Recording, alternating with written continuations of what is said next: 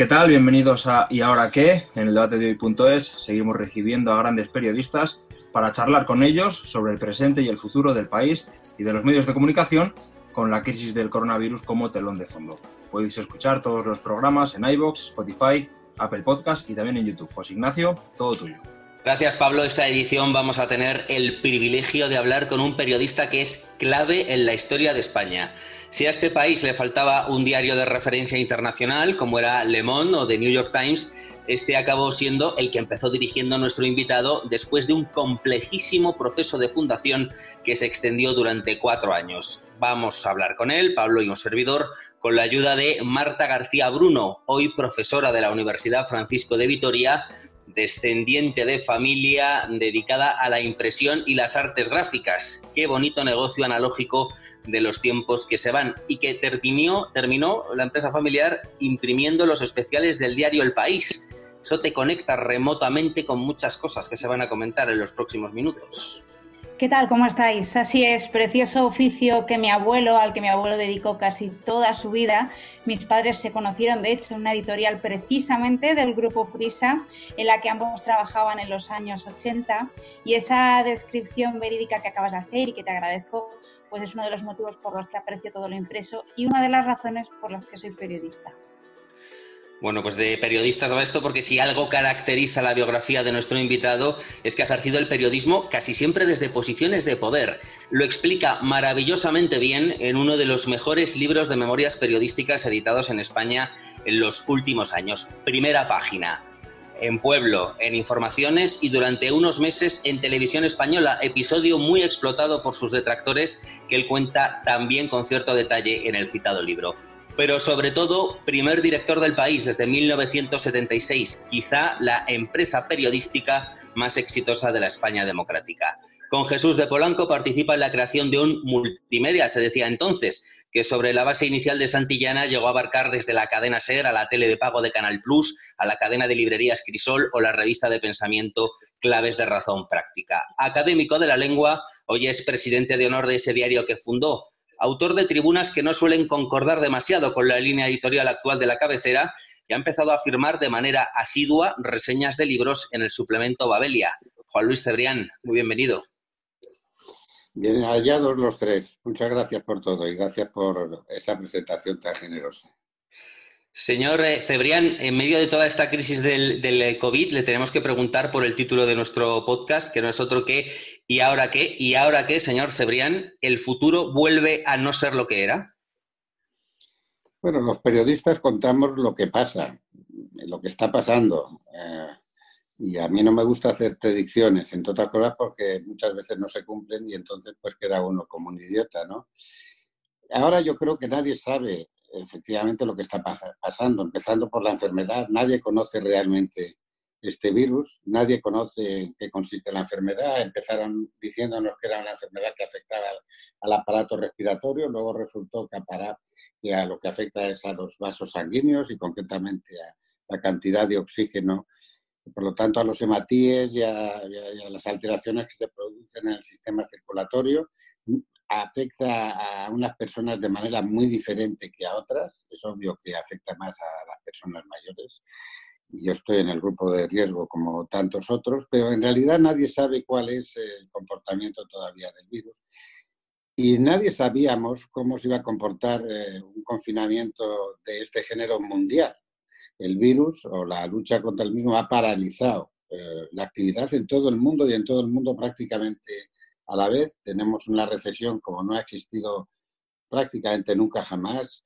Hay que decir, cuando se habla de la gripe española y de la Primera Guerra Mundial, había entonces 1.300 millones de habitantes en el mundo. Ahora hay cerca de 8.000 millones y, por lo tanto, estamos en una situación diferente. Entonces, ¿ahora qué? Pues ahora no lo sé, pero depende de nosotros. No depende, no estamos solo ante una fuerza de la naturaleza, estamos ante decisiones políticas, sociales, económicas, que tomamos nosotros, cada cual a su nivel y cada cual en donde le toque. Y depende de lo que hagamos, pues cómo se comportará el mundo y la sociedad en el futuro. Señor Cebrián, en el momento de grabar este podcast, su último artículo en El País responde por el título de Como si el mundo perdiera el resplandor. Dice usted en este artículo: escribo estas líneas abochornado por el espectáculo deleznable que gobierno y oposición, oposiciones y gobiernos nos regalan casi a diario en desprecio a la incalculable pérdida en vidas humanas y al sufrimiento de una sociedad perpleja y aturdida tras meses de encierro involuntario. Una sociedad que lucha por su sentir comunitario desde su soledad interior, ya casi cósmica, como si el mundo, en palabras de Cioran, hubiera perdido súbitamente el resplandor. Frente a este sentimiento desolado, no se puede luchar con la mentira, ni de nada sirve el marketing político. Si pese al esfuerzo de las gentes no hay rectificación de nuestros gobernantes, que al menos el último apague la luz. Entenderá, señor Cebrián, que después de leer esto no le veamos a usted muy optimista. No, vamos a ver, no soy... Dicen que un pesimista es un optimista bien informado, ¿no? Tampoco yo creo que eso sea así. No soy optimista respecto a cómo se están comportando las clases dirigentes en general. E incluyo en eso a muchos creadores de opinión, a muchos colegas nuestros, a lo que podemos ver en muchísimos programas de televisión, los llamados tertulianos, que de repente saben de todo, predicen todo y aseguran todo, ¿no? Pero sobre todo incluye a la clase política en general, y no solo en nuestro país. Es decir,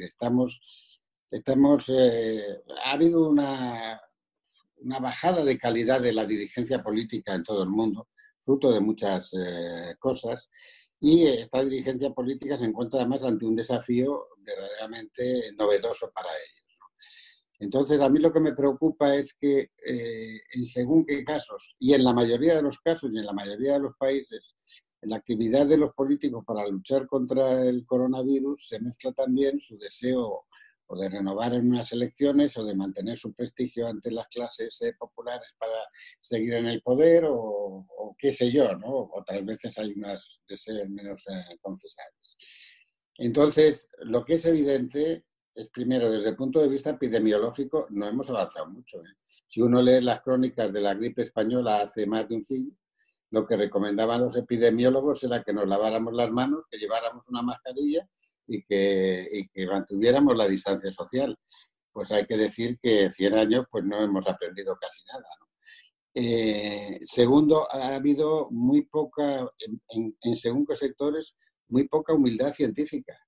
Es decir, los científicos operan a base de prueba y error y por lo tanto no deben avergonzarse de equivocarse, porque es como ha funcionado siempre la ciencia. Y muy poca humildad política, ¿no? Y segundo, yo escribí este artículo impresionado por la primera página del New York Times, que es una página histórica, porque es una página en la que no aparecen fotos, no aparece más que un titular, no aparece nada más que los nombres de 1.000 muertos, además identificados y además con un mínimo perfil de cada uno de ellos, de los de más de 100.000 que han muerto en los Estados Unidos por esta enfermedad.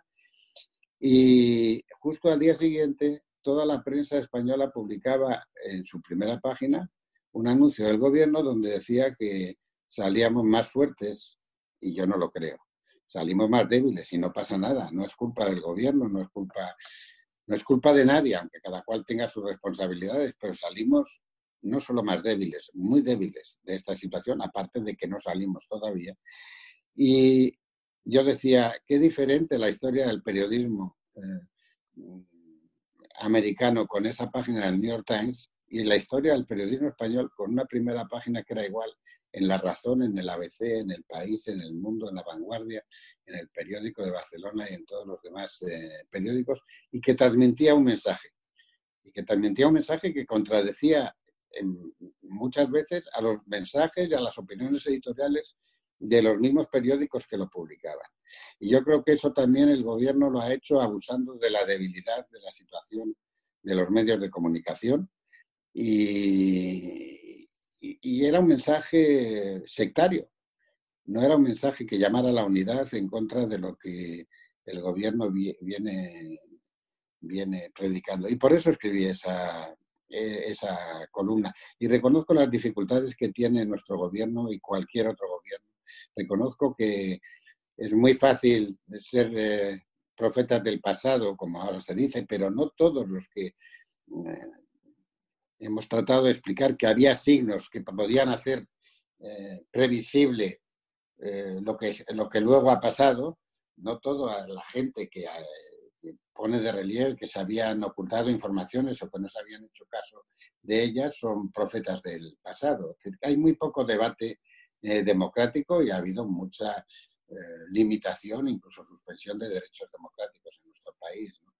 Y yo creo que hace falta un poco más de debate, precisamente. Es decir, la democracia no está en cuarentena ni el Estado de Derecho. Encantada de saludarle, señor Cebrián. Precisamente quería mencionarle la portada del New York Times. Usted ha dicho que se trata de un mensaje sectario por parte del gobierno, reconociendo esas dificultades. Pero yo quería preguntarle acerca de la visión por parte de los medios españoles. ¿Creen que los medios se han aplicado la autocensura en la cobertura de la crisis? Ya no solo con esa portada, sino en general, con la cobertura de la crisis durante todo este tiempo. Bueno, no sé si la autocensura, creo que la autocensura es un mal en general de los medios de comunicación tradicionales, porque hay que decir que los grandes medios, los grandes sistemas de información de nuestro país, como de otros países, están sometidos a un estrés formidable por razón del cambio tecnológico y del cambio de modelo de negocio. La publicidad ha desaparecido de los medios tradicionales. Todavía la televisión tiene un poco, pero va a desaparecer también, ¿no? Y este es un proceso que ha sido acelerado por el coronavirus y que afecta enormemente a la formación de la opinión pública. Entonces, si afecta a la formación de la opinión pública, afecta también al ejercicio de la democracia. Yo no creo que haya habido necesariamente autocensura o mayor autocensura en este caso. En algunos medios, además, a mí no me gusta generalizar, hay medios que tienen unos perfiles y otros que tienen otros perfiles, aunque la autocensura es un mal general de las redacciones, fruto de la fortaleza o de la debilidad que tenga cada medio, ¿no? Creo que ha habido un sentimiento generalizado por parte de los medios tradicionales y coincidente con la voluntad del gobierno, y a mí eso me parece bien, de no alarmar a la población, pero creo que lo que ha habido ha sido censura del gobierno. Es decir, tal y como se han desarrollado las conferencias de prensa estas telemáticas en las que el secretario de Comunicación del gobierno elegía quién hablaba, no podía haber preguntas de los periodistas cuando no contestaban a nada de lo que se les preguntaba a los ministros o el presidente del gobierno, en donde además un periódico digital de apenas unos miles de seguidores en Venezuela y además de seguidores de origen italiano, tenía la misma presencia que los grandes medios de comunicación del país y además donde no se daba ninguna explicación de por qué se seleccionaban unos sí y otros no. Bueno, eso era un tipo de censura injustificable, por otra parte, porque se podían haber organizado las cosas de otra manera, ¿no? Y claro, la población estaba asustada y en mi opinión no estaba suficientemente asustada porque la verdad es que ha habido muy pocas imágenes, no se ha contado bien lo que estaba pasando con los cadáveres amontonados físicamente en las morgues del Palacio del Hielo o de otros lugares improvisados. No se ha contado bien lo que pasaba en las unidades de cuidados intensivos, donde hemos visto personas que han estado en coma inducido durante más de 2 meses y con unos padecimientos terribles, en una enfermedad donde el jefe de la lucha anticoronavirus del gobierno, el señor Simón, había declarado apenas 4 días antes de que comenzara el estado de alarma que apenas iba a haber algún contagiado y que además era como una gripecilla. Y no ha habido ninguna rectificación por parte de este señor. Y el gobierno dice apoyarse en las evidencias científicas. Entonces, no creo que haya habido autocensura, creo que ha habido más bien una actitud muy responsable y a veces quizás excesivamente responsable por parte de los medios que no querían alarmar a la población. Yo quería preguntarle por una cuestión periodística de estos días.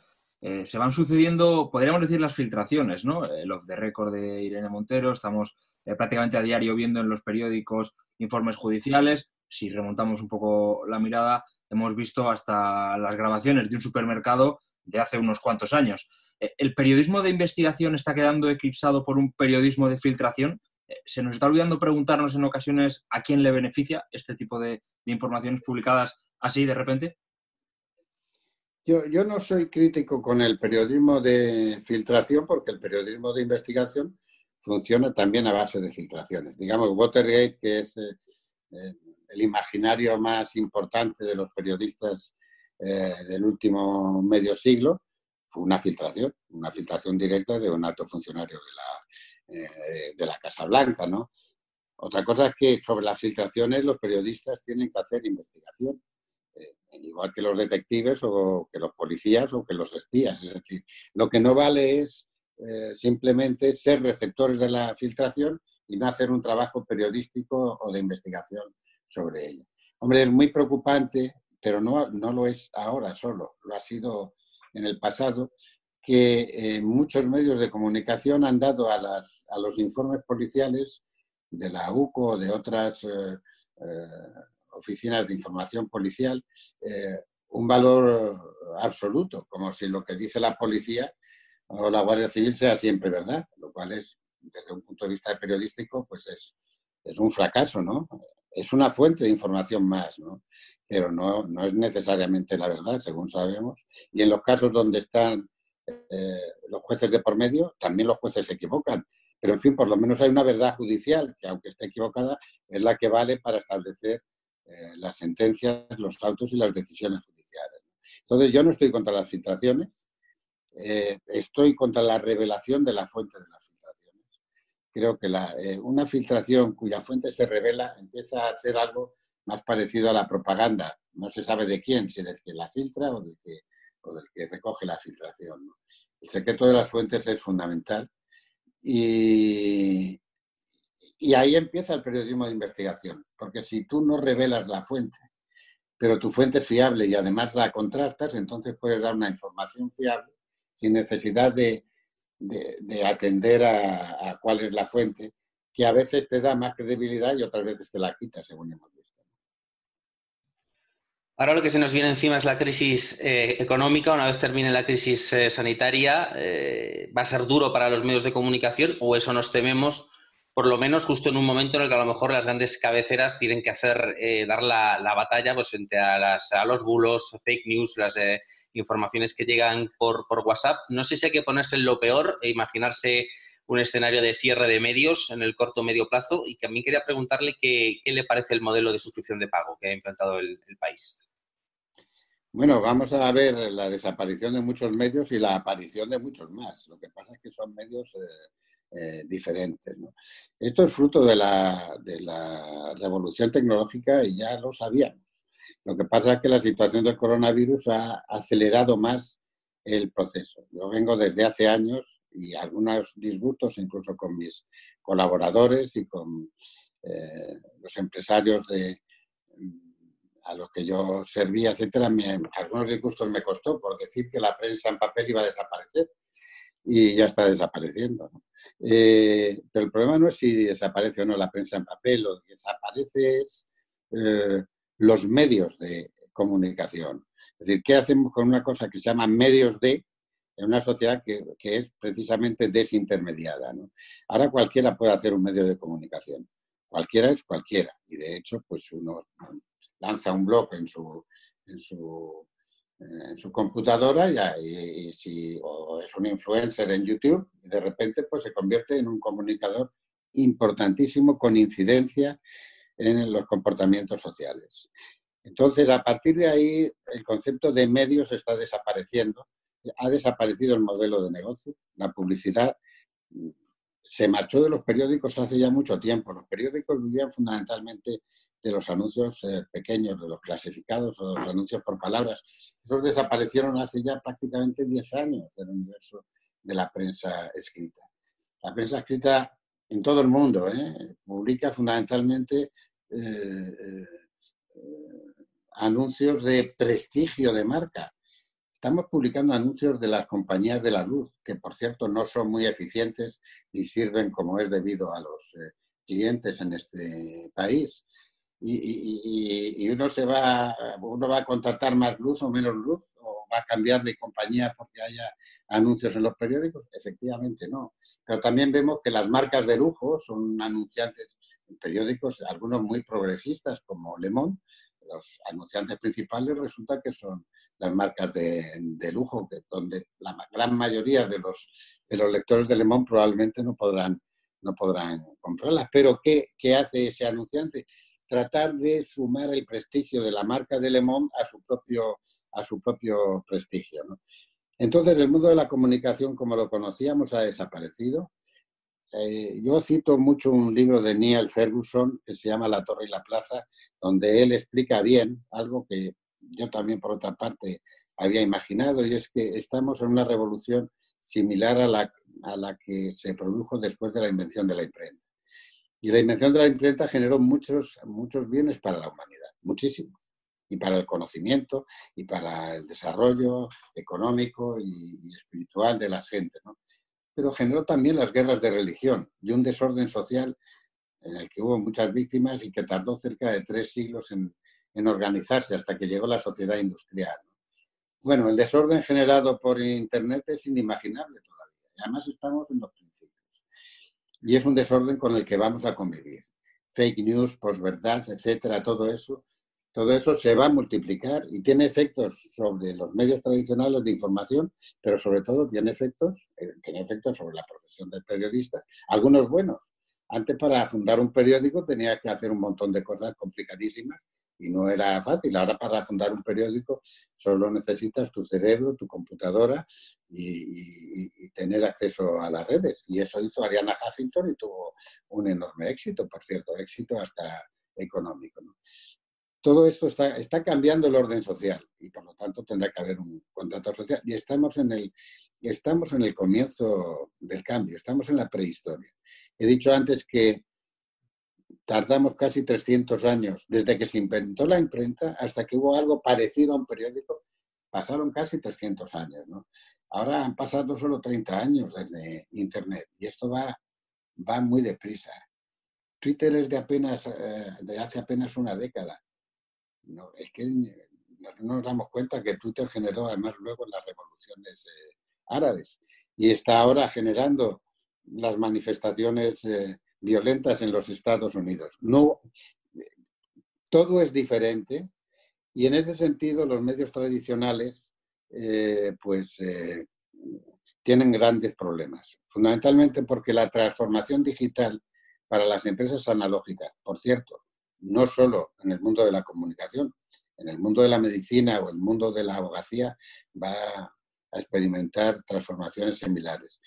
Las empresas no se transforman digitalmente o se transforman con muchas dificultades porque la transformación digital implica mucha destrucción. Destrucción creativa, pero destrucción en tipos de profesiones, en números de empleados, en sistemas de distribución, etcétera y tal. ¿Va a ser el modelo de pago el modelo adecuado? Vamos a ver, la gente paga por aquello que quiere obtener y que no lo puede obtener gratis. Entonces, en algunos casos está siendo exitoso el modelo de pago, como es el caso del Financial Times o del The Economist, que son animales muy especiales del mundo en el que nos movemos, ¿no? Mientras la información se haya convertido en una especie de commodity, en donde tienes casi la misma información gratis que la que te ofrecen por pagar, pues eso no va a funcionar. Allá donde haya medios que por su contenido crítico, reflexivo, intelectual, puedan exigir que se pague por leerlos, pues triunfarán. ¿Cuán masivos serán? No lo sabemos. Claro, como la publicidad se comporta en función del número de clics que uno hace, entonces para ser masivos muchas veces lo que hay que perder es la calidad intelectual. Y digamos que en este momento estamos en medio de ese lío, los medios de comunicación, y es un lío que va a seguir. ¿Quién define lo que es una fake news? ¿Quién define lo que es un bulo? ¿Por qué hay empresas ahora que montan periodistas dedicadas a decidir lo que es bulo y no? Y además las montan periodistas que han participado recientemente en instituciones periodísticas o en programas de radio, de televisión o en periódicos o revistas que se han dedicado a hacer bulos. Es complicado y esto va a seguir durante algún tiempo y tenemos que aprender a convivir con ellos, pero tenemos que saber que al final es positivo el desarrollo, ¿no? O sea, al final han bajado las barreras de entrada para expresar la libre opinión o para crear un medio de comunicación. Internet es más democrático porque da más capacidad de acceso a los ciudadanos, al conocimiento y al debate, etcétera y tal. Y genera, lo que pasa es que no se puede gobernar el mundo global de Internet como gobernábamos la democracia representativa, en la que los periódicos eran una parte del sistema. Y ahora el sistema, como tal, es un follón, es un caos. Con esto de los sistemas de pago para la prensa, quizás sea el momento de recuperar ese término de columnista estrella. Quizás sea lo que marque el que ahora todos los periódicos más o menos van a ser de pago. ¿Vamos a volver a fijarnos en quién escribe en cada medio para decidir dónde ponemos nuestro dinero?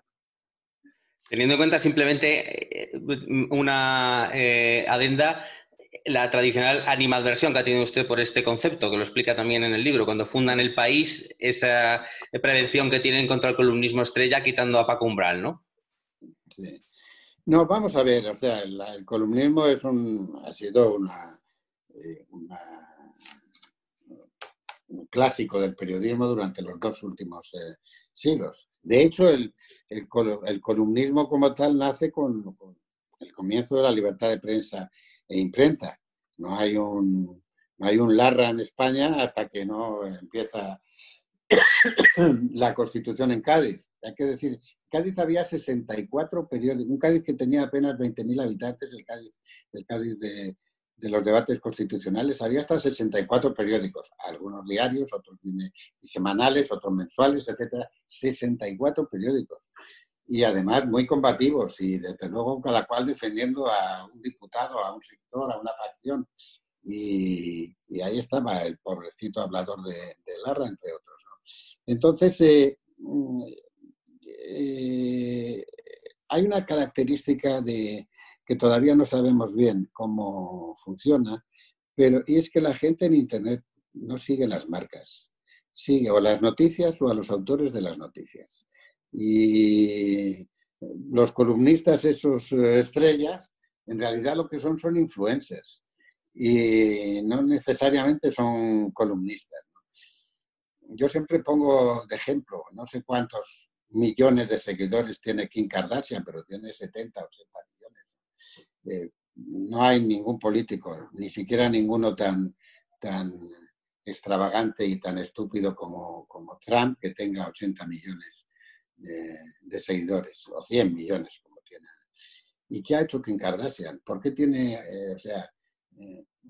qué contribución ha hecho en los inicios? Porque luego ha hecho contribución al mundo de la moda, del diseño, del comportamiento social, pero al principio un Kardashian lo que era una señora con un culo muy grande, es decir, y sin embargo, pues eso ha hecho que tuviera muchos seguidores, ¿no? La gente sigue más a las noticias. Es habitual que alguien que lee una noticia en un periódico salte al otro y al otro y al otro. Antes no sucedía eso, entre otras cosas porque no tenía todos los periódicos. Sigue a los autores de las noticias o de los artículos. Si hay algún artículo que le gusta, lo retuitea y lo envía por WhatsApp y de repente tienen millones de reproducciones porque se reproduce viralmente un artículo, una foto, algo que es completamente novedoso para nosotros y que afecta a la formación de la opinión pública, ¿no?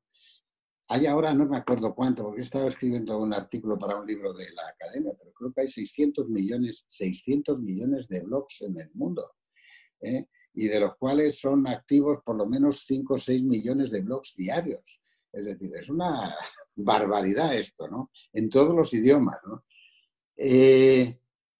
Y entonces quienes nos hemos criado en el periodismo tradicional no somos nativos digitales, pero tampoco somos nativos digitales en la búsqueda del conocimiento, en la transmisión y en la organización social, pues estamos muy poco perplejos. Las nuevas generaciones tenéis esa ventaja que por lo menos no pesa sobre vosotros el mundo de la jerarquía, que ha desaparecido en la red. No hay jerarquías en la red. Es decir, y esto es bastante confuso. La red es un caos, pero el caos no es necesariamente malo. Es decir, si todo estuviera ordenado en nuestra circulación y nuestro corazón latiera con un ritmo permanente, cualquier susto nos mandaría al otro barrio, porque las arritmias nos defienden a veces precisamente de los infartos, ¿no? Entonces yo creo que es muy pronto para decidir. Nosotros empezamos en Internet siendo de pago el país. Llegamos a tener 80.000 suscriptores en muy poco tiempo. Y la competencia nos rebasó con no sé cuántos millones o cientos de miles de seguidores. Y en contra de mi opinión, pero no siempre el que manda, tiene la responsabilidad, tiene que imponer su opinión, pues decidimos abandonar el pago. Estoy hablando de hace cerca de 20 años. Y hacernos, difundirnos en abierto como todos los demás, ¿no? ¿Cuál va a ser el futuro del pago? Pues hasta ahora el modelo del Washington Post tiene el interés de que lo compró Bezos, ¿no? Y Bezos hizo una cosa, y es que echó a 100 periodistas nada más llegar y contrató 100 ingenieros. Luego, al cabo de 2 años, volvió a empezar a contratar periodistas, ¿no? Pero claro, es decir, esto es algo... Es decir, antes los periódicos... Hay un libro muy interesante que compré en Nueva York que explica la historia de las ciudades a través de la historia de los periódicos y explica cómo alrededor de los periódicos, y esto ha habido alguna empresa que lo ha hecho en España, una empresa conocida, alrededor de los periódicos se generaba un interés urbanístico, ¿no? Y cómo pues las ciudades crecían en torno a las sedes de los periódicos, empezando por Nueva York. Times Square se llama Times Square porque estaba ahí al lado el New York Times, ¿no? Pero aquí en Madrid tenemos el ejemplo del periódico ABC, que está en el centro de lo mejor de la ciudad, etcétera y tal. Los periódicos eran grandes imperios verticales, tenían hasta bosques para fabricar papel en sus propias papeleras y todo eso. Y todo eso ha cambiado extraordinariamente, ¿no? Pues entonces ahora, igual que antes contratábamos linotipistas, pues tenemos que saber que los periódicos tienen que contratar ingenieros informáticos. Y vamos a ver en qué queda la transformación. Porque claro, el costo de transformar digitalmente un periódico tradicional es infinitamente mayor que el costo de poner en marcha una operación digital que prácticamente no tiene barreras de entrada, como antes decía. Yo me imagino, señor Cebrián, que de las deliberaciones que hagan ustedes en los plenos de la Real Academia de la Lengua deben ustedes guardar secreto como en el Consejo de Ministros, o a lo mejor no, y nos lo puede decir.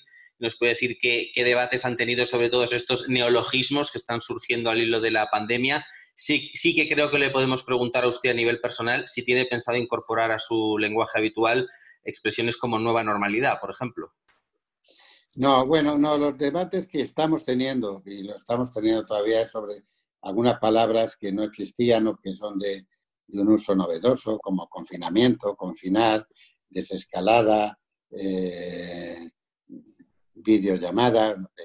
No está videollamada en el diccionario, pero está videoconferencia y no está videochat, cosas de estas, ¿no? La nueva normalidad, pues es una nueva tontería, ¿no? O sea, vuelvo a decir, no es una exclusiva de nuestro gobierno, en contra de lo que alguno puede decir. Hablan de New Normality, habla de New Normality Trump, y en Europa, en todos los idiomas, muchos de los cuales yo no hablo, como es obvio, pues siguen hablando de la nueva normalidad. El comportamiento político ha sido bastante homogéneo en ese sentido, es decir, la búsqueda de neologismos que en realidad eran políticamente correctos es comprensible. Además, en las democracias es más comprensible. Había elecciones municipales en París. había elecciones en el País Vasco y en Galicia autonómicas. Hay elecciones en noviembre en los Estados Unidos, presidenciales. Había en Chile un plebiscito sobre la nueva constitución después del desastre. Elecciones en República Dominicana y elecciones en Bolivia, por poner ejemplos, en todas partes del mundo, ¿no? Entonces es comprensible que los políticos se vieran tentados o se hayan visto tentados, como se han visto tentados, por mezclar los legítimos intereses políticos con la necesidad de hacer frente a una amenaza que no comprendían y para la que no estaban preparados. Y todavía hay discusiones, no sabemos de verdad ni siquiera el origen del virus. Todavía Luc Montagnier, que fue el que descubrió el virus del SIDA y por eso le dieron el premio Nobel, todavía defiende públicamente, y lo ha hecho en una entrevista en Le Monde, que este virus es fruto de una operación en un laboratorio en la que se metió en el virus, en el coronavirus del SARS-2, un elemento del virus del SIDA, y que por eso el Redensivir y todos estos antivirales que surgen en el SIDA pueden ser efectivos. Y mientras la Organización Mundial de la Salud impide, y muchos otros gobiernos, la famosa hidroxicloroquina esta que tomaba Trump, ahora nos hemos enterado que en España el 85% de los pacientes de coronavirus han sido tratados con hidroxicloroquina y además el gobierno no lo ha prohibido, pese a la recomendación de la Organización Mundial de la Salud. Hay mucha perplejidad en todo esto y yo comprendo que la nueva normalidad, pues los políticos no saben cómo es. Lo que es cierto es que la normalidad del futuro no va a ser como la normalidad del pasado, como no fue el mundo de después de la Segunda Guerra Mundial, igual que el previo a la Segunda Guerra Mundial. Y ahí se mezclan factores que ya venían operando, y muchos de ellos tecnológicos, acelerados por la situación generada por el coronavirus. Estamos viendo, señor Cebrián, cierto grado de confrontación política en España, sobre todo en el Congreso de los Diputados. La última polémica la hemos visto publicada en medios de comunicación en ese quizás mal llamado off the record, antes lo mencionaba, de la ministra Irene Montero. ¿Usted cree, porque se ha debatido sobre todo mucho en las redes sociales, si publicar esa grabación supone vulnerar las normas del periodismo y el respeto a la fuente? Vuelvo a decir, el respeto a la fuente, que yo sepa, ABC no ha revelado la fuente.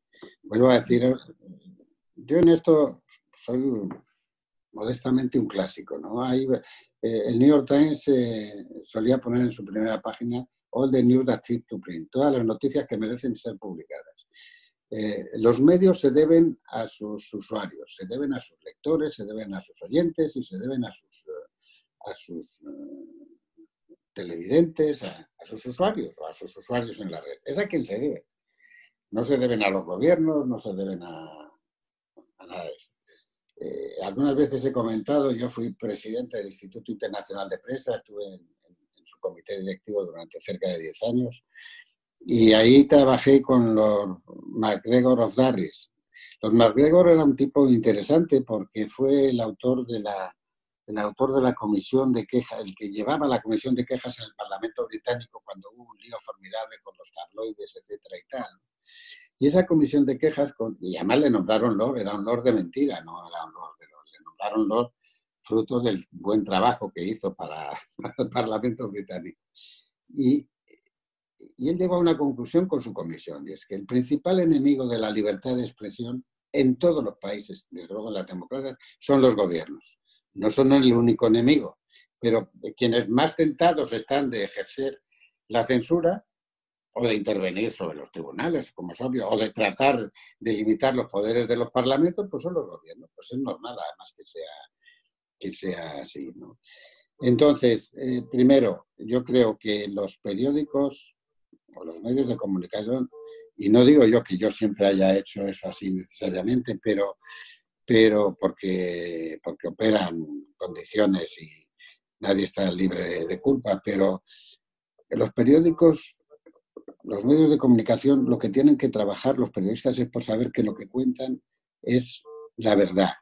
Es decir, que son hechos ciertos, que si se emiten opiniones, es verdad que quienes las emiten las han emitido.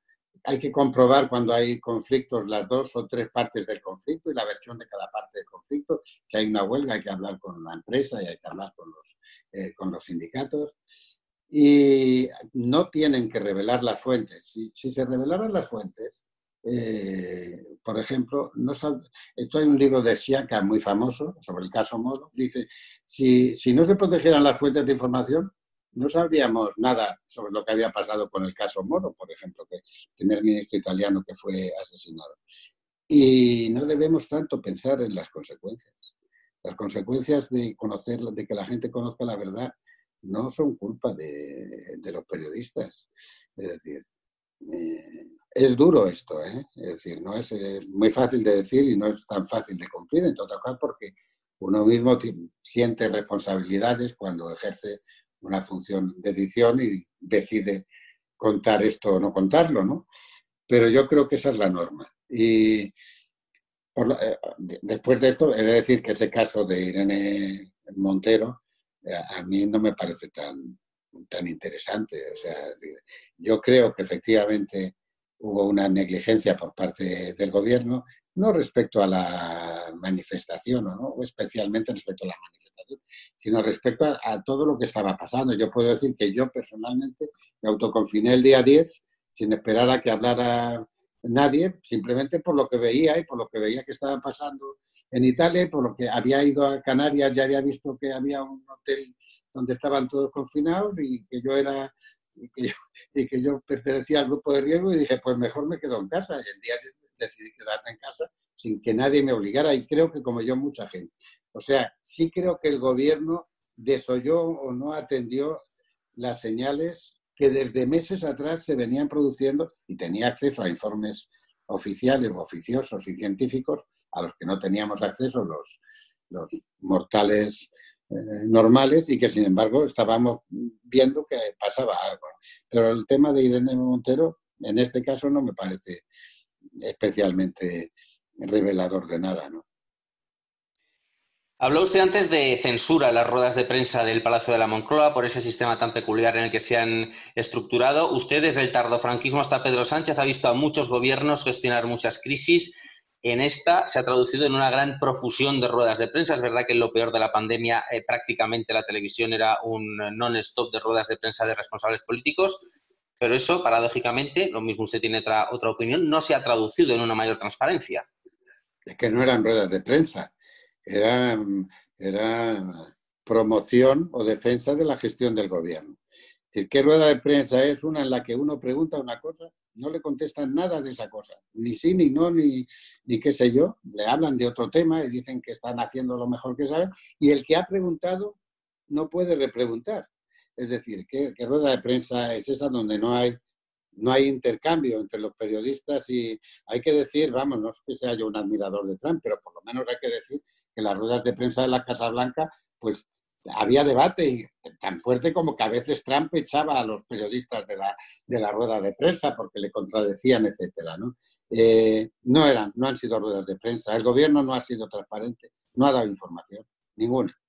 En algunos casos porque no la tenía probablemente, porque no la sabía. Y además el eslogan de que todos unidos, es tremendo. Sus eslogan han sido todos unidos, pero estamos todos mucho más desunidos. No digo yo que sea culpa solo, ni siquiera principalmente del gobierno, pero desde luego lo que no estamos es unidos, eso es obvio, ¿no? Pues entonces el liderazgo lo tiene que asumir el gobierno y cuando hace un estado de alarma y tiene poderes especiales es más responsable de asumir ese liderazgo. Entonces yo creo que la desunión no es únicamente culpa del gobierno, vuelvo a decir, ni siquiera probablemente es el más responsable, pero sí lo es desde el punto de vista que es el que tiene que ejercer el liderazgo, ¿no? Pues ya por último, señor Cebrián, simplemente saber qué tal ha pasado el confinamiento, si ha aprovechado para leer mucho, para hacer esa faceta de reseñista en el suplemento Babelia que lleva algún tiempo desempeñando, y si ha rematado un poquito del segundo tomo de las memorias, si es que lo va a ver. Sí, yo espero que haya el segundo tomo de las memorias, he trabajado algo en él. Las críticas en Babelia las venía haciendo ya desde hace 2 años, fundamentalmente sobre libros que tienen que ver con la organización política y el poder, aunque a veces he hecho algo de ficción, pero normalmente de ficción también que tiene que ver con la realidad política. A mí me gusta cocinar, he cocinado desde hace me divorcié relativamente temprano con niños muy pequeños y estaban conmigo todos los fines de semana y tenía que cocinar para ellos siendo director del periódico, y además me los llevaba al periódico los sábados por la tarde porque no tenía dónde ni con quién dejarlos, y pues he aprovechado para cocinar un poco. Y luego esto del teletrabajo pues es una barbaridad, ¿no? Porque prácticamente no he tenido tiempo, como decía antes, con webinars y con entrevistas, con debates, etcétera. Y he seguido prácticamente, yo estoy formalmente jubilado, escribía en mi casa, o sea que sigo escribiendo en mi casa. He visto más televisión que de costumbre. Y sí he notado una cosa que creo que han notado la mayoría de los españoles, y por lo menos quizás los que se acercan más a mi edad, ¿no? Es que al principio el confinamiento es una prisión y luego uno tiene el síndrome de Estocolmo y luego lo que a uno no le apetece salir, precisamente, ¿no? Y creo que a mucha gente le está pasando eso. Tengo la enorme satisfacción de vivir con mi pareja, que es mucho más joven que yo y con la que me casé ahora hace 1 año y medio, cerca de 2 años, y no soy de los que ha sido abocado al divorcio como tantos otros. Y conozco mucha gente cercana a mí, realmente se va a divorciar o a separar después de 3 meses intensos de convivencia, para no hablar de los conflictos con los adolescentes y sus padres, ¿no? Y en fin, ha sido un confinamiento bastante feliz. Lo único que me acababa de mudar de casa y no la tengo terminada todavía, ni amueblada, y algunas cosas no funcionan, por cierto, como el aire acondicionado, y estoy pasando un poco más de calor del que yo había previsto, pero nada más que eso. Pues Juan Luis Cebrián, terminamos, no sin antes, como siempre, hacer un repasito por algunas de las cosas que se han dicho en este rato. Autoconfinado desde el día 10, antes de que ninguna autoridad dijera nada. Nos dice, nadie sabe lo que está pasando, depende de nosotros. Ha habido una bajada de calidad de la dirigencia política en todo el mundo. No se ha avanzado demasiado desde la gripe de hace un siglo. Poca humildad científica. No es culpa del gobierno, pero salimos más débiles, muy débiles. El Ejecutivo difundió un mensaje sectario abusando de la debilidad de los medios. Por no alarmar a la población, ha habido censura. No se ha contado bien lo que estaba pasando con los cadáveres y en la UCI. Cerrarán medios, pero abrirán otros. El lío de los medios va a seguir. ¿Quién define fake news o bulo? ¿Por qué periodistas van a decidir qué es esto? Columnistas, estrellas como influencers. La RAE debate sobre confinar o desescalada. Los periódicos tienen que trabajar porque lo que cuenten sea verdad, al margen de las consecuencias que no son culpa de los periodistas. El gobierno no ha dado ninguna información y el teletrabajo es una barbaridad. Muchas gracias, Juan Luis Cebrián. Gracias a vosotros y enhorabuena. Y muchas gracias también, Marta García Bruno. Gracias de nuevo, sobre todo a Juan Luis Cebrián, por compartir su visión en estos momentos que necesitan grandes dosis de reflexión. Seguiremos leyendo las tribunas de Juan Luis Cebrián en El País y sus reseñas literarias, ensayísticas por lo general, en el suplemento Babelia del País, mientras esperamos con ansia que sus memorias partan de ese 1988 en el que dejó la primera parte. Y seguiremos pensando, Pablo Casado, en nuevas entregas de ¿Y ahora qué? Que se podrán escuchar en iVoox, Spotify, Apple Podcast y también en YouTube. Hasta la próxima.